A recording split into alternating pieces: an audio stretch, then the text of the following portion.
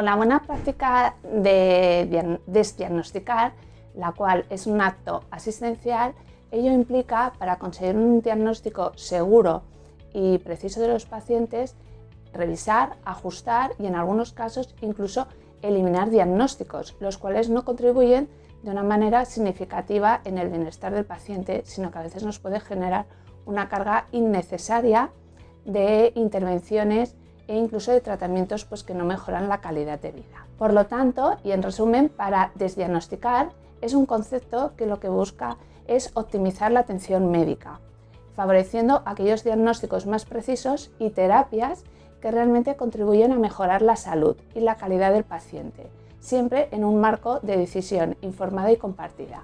Y de esta manera podremos conseguir unos diagnòstics segurs per a nostres pacients. Un exemple de sobrediagnòstic a la meva especialitat digestiu és la malaltia de Barrett. Aquesta entitat es caracteritza per la substitució d'un epiteli esofàgic per un epiteli intestinal. Això comporta un risc de càncer i, per tant, obliga a realitzar endoscòpies periòdicament de vigilància.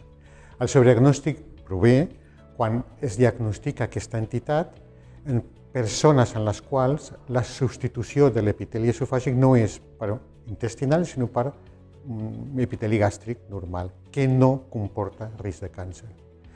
Això pot causar una angoixa innecessària en la persona i ocasionar la repetició d'endoscòpies innecessàries. Un diagnòstic correcte i segur depèn de la qualitat de la història clínica, l'exploració física acurada i orientada al problema, a part, l'ús i la selecció adequada de les proves diagnòstiques també depèn de l'actualització dels nostres coneixements i, com no, de la comunicació clara amb el pacient.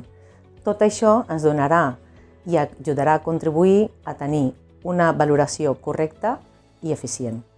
Penso que per establir un diagnòstic correcte i segur és fonamental realitzar una bona anamnesi que inclogui una exploració física completa, també fer una revisió exhaustiva de la història clínica del pacient i finalment demanar les proves complementàries necessàries per completar l'estudi, sempre seguint les guies de pràctica clínica. El laboratori clínic té un paper crucial en l'assistència sanitària, ja que participa gairebé en el 70% de les decisions clíniques. Estudis recents estimen que hi ha al voltant d'un 20% de sobreutilització en les proves dels laboratoris.